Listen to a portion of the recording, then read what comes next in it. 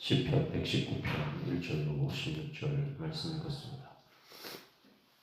시편 119편은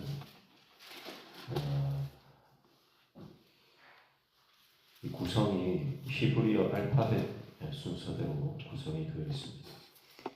히브리어 알파벳은 22개거든요. 그 알파벳당 8절씩, 8절씩 분배가 되어 있습니다.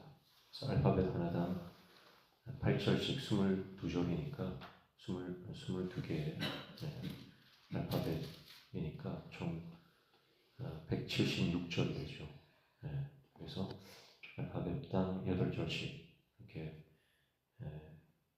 구성이 되어 있는 것을 볼 수가 있습니다. 1절에 보시면 행위가 온전하여 여호와의 율법을 따라 행하는 자들은 복이 있으며, 복이 있다, 행복하다,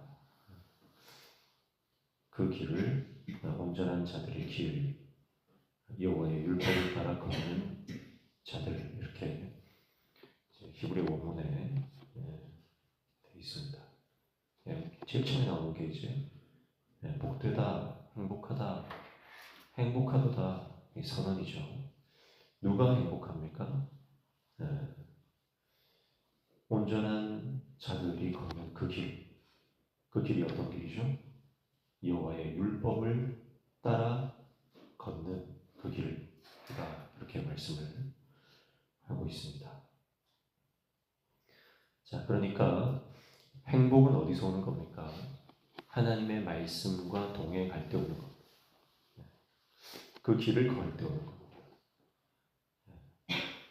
십자가의 길, 사명의 길, 주님께서 원하시는 하나님의 뜻, 그 길을 걷는 것이 진정한 행복이다라고 하는 것입니다. 재물이 많아서 행복한 것이 아니고, 명예가 많아서 행복한 것이 아니고, 우리가 행복한 것은 바로 힘들고 어려운 길이라 할지라도 주님이 원하시는 십자가의 길을 걸어갈 때 행복한 겁니다. 그래서 우리가 사명의 길을 떠나면, 하나님이 원하시는 우리의 부르심의 그 길을 떠나서는 진정한 행복을 찾을 수가 없습니다. 하나님이 우리를 부르시거든요. 우리를 부르시는데 그 주님과 동행하는 그 길, 목사로 부른 사람은 목사의 길을 걸어갈 때 행복한 겁니다.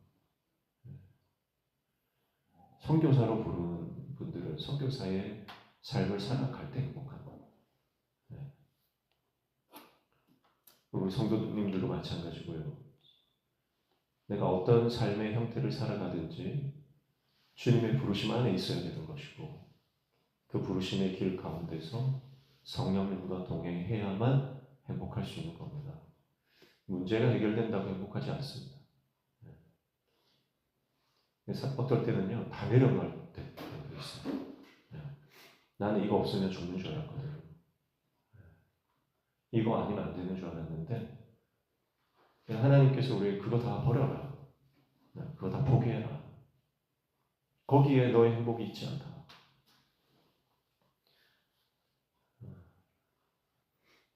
그래서 대학 교수 자리도 포기하고,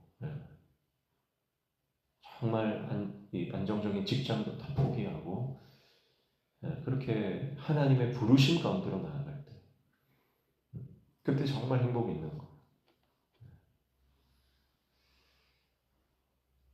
그래서 믿음이라고 하는 것은, 우리가 믿음, 소망, 사랑, 어제 우리가 수요일에도 잠깐 살펴봤지만, 믿음의 삶은 뭡니까?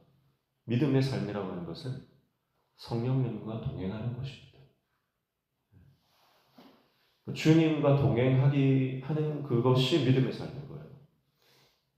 모든 걸 내가 결정하면서 믿음으로 산다 말할 수 없는 겁니다.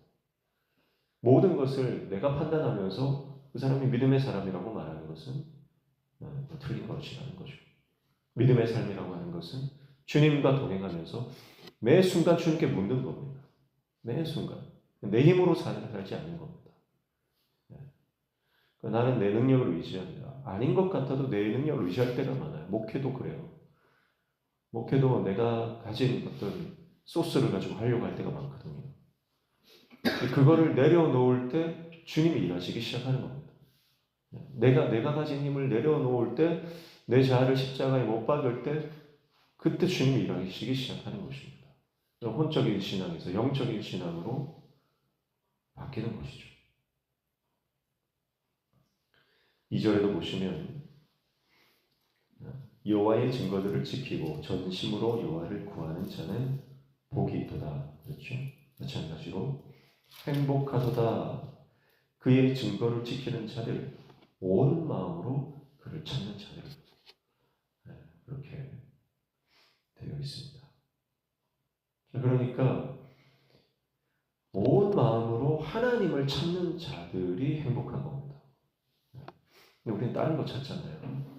세상적인 성공 방법, 돈을 잘 버는 방법, 높이 올라가는 방법, 사람들에게 인정받는 방법, 그런 것들을 찾아 헤매는 겁니다. 끊임없이 찾아 헤매죠. 내 삶의 문제가 들이닥쳤을 때 이 문제를 어떻게 해결할까 하는 것에 우리는 혈안이 되어 있습니다.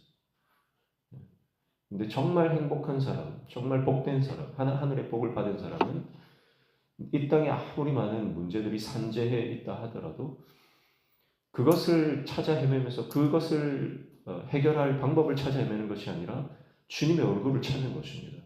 주님의 임재를 찾는 것입니다. 그래서 그 증거가 나오잖아요. 그 여호와의 증거들을 지킨다라고 했는데 이 증거들이 뭡니까? 증거는 하나님의 임재를 상징하는 증거막과 같은 그 이미지입니다. 그러니까 이 증거는 하나님의 임재를 말하는 거죠. 하나님의 임재라고 하는 것은 오늘날 우리에게 어떻게 다가옵니까? 바로 성령의 음성. 성령의 음성이에요. 성령께서 가르쳐주시는 표지와 징후와 음성과 계시들을 그걸 사모하는 겁니다. 그것을 갈망하는 겁니다. 주님의 말씀을 듣는 것, 주님의 음성을 듣는 것. 그것이 가장 우선순위고 급선무고 그것이 없으면 다른 것은 다 소용이 없는 거죠. 그게 복된 사람의 모습입니다.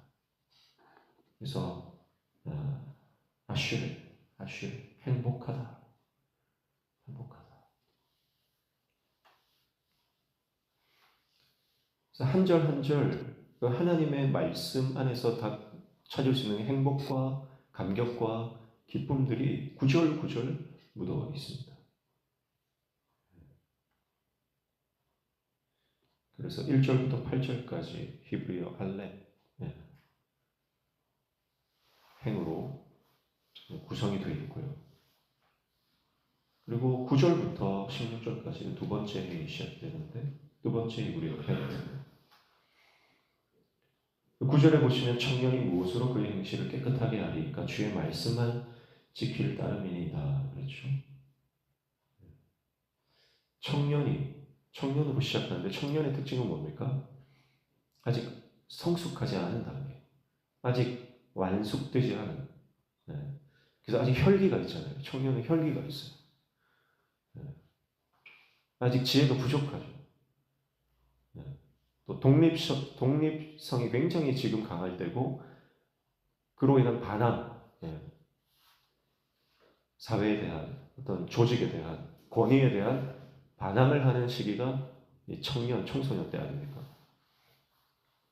그런데 그런 청년이 주의 말씀만 지킬 따름이니이다. 무슨 말이에요? 하나님의 말씀의 권위 안으로 들어가겠다는 겁니다. 이게 기적이죠. 이게 역사죠. 목회를 할 때도 보면요, 그 어떤 목회자의 영적 권위 안으로 절대 안 들어오는 분들이 있거든요. 어떻게든 흠을 잡아야 됩니다. 그런 습성이 있습니다. 사람에 대한 거는 그렇게 괜찮은데 영적인 거. 그게 하나님의 말씀에 관한 이 권위 안에 들어오는 것이 복이라는 거. 정말 이 청년의 혈기왕성함과 이 반항성을 가지고 있지만 그것을 십자가에 못 박는 겁니다. 그리고 말씀의 권위를 인정하고 전심으로 따르기로 결정하는 것입니다. 말씀이 내 삶의 기준이 되고 말씀이 내 삶의 원리가 되는 것입니다. 그래서 15절에 보시면 이렇게 말하죠. 내가 주의 법도들을 작은 소리로 읊조리며 주의 길들에 주의하며 그랬습니다. 그래서 읊조린다라고 하는 건 여러 번 봤지만 읊조리는 건 묵상하는 겁니다. 하나님의 말씀을 묵상하고 그 다음에 뭐예요? 주의하며 주의 길들에 주의하며 주의한다는 것은 몰입한다는 겁니다. 그러니까 하나님의 말씀을 붙잡고 하나님의 뜻에 몰입하는 거죠. 주의 길, 하나님의 뜻. 내 방법이 아니라 하나님의 방법입니다. 십자가의 원리로 살아가는 하나님의 뜻에 몰입하고 하나님의 말씀에 완전히 몰입되어 있는 상태죠. 이것은 하나님의 말씀에 압도되어서 외적인 요인에 휘둘리지 않는 상태를 말하는 것입니다. 여러분, 하나님의 말씀이 우리 안에 가득하면요, 사람의 소리 때문에 흔들리지 않는 것입니다. 사람의 소리에 흔들리는 이유는 내가 내 안에 말씀이 없기 때문에. 그래서 주의 율례들을 즐거워한다. 16절에 주의 말씀 잊지 아니한다. 결국은 내 안이 내적으로 충만하다는 것. 그래서 감사와 감격과 기쁨과 하나님의 영으로 충만한 상태. 그것이 말씀이 가득할 때만 가능한 것입니다. 사람들의 여러 소리에 파괴된 나의 평안이 회복되는 길은 오직 하나님의 말씀입니다. 여러 상황들과 현실로 인해서 무너져 있는 나의 영적인 이 질서가 회복되는 길도 오직 하나님의 말씀입니다. 그 말씀 앞으로 돌아와서 그 말씀을 묵상하고 그 말씀을 내가 다시 붙잡을 때 내가 내 영이 회복되는 겁니다. 말씀 읽다가 시험 드는 사람은 아무도 없습니다.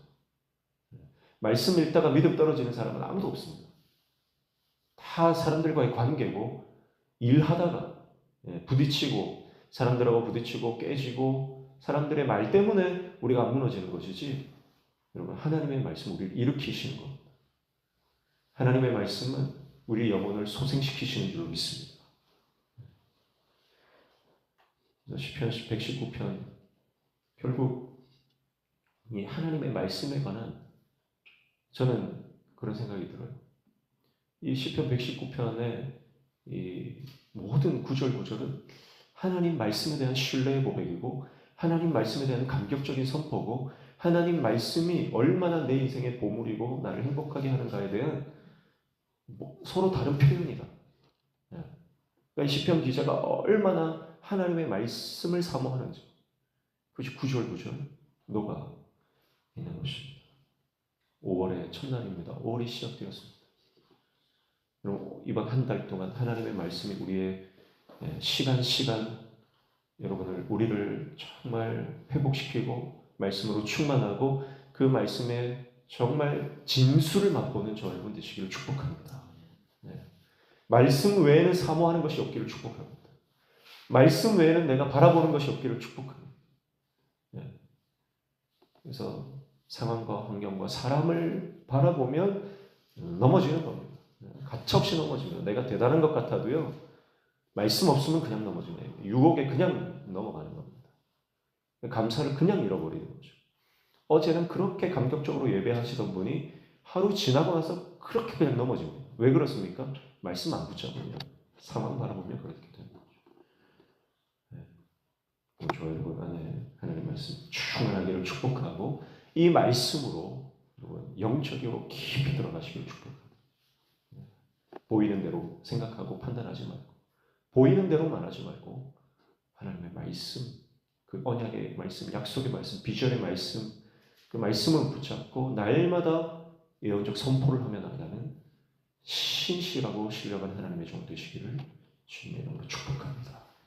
하나님 아버지, 말씀대로 행하고 말씀 붙잡고 승리하게 하여 주옵소서. 예수님 이름으로 기도하옵나이다.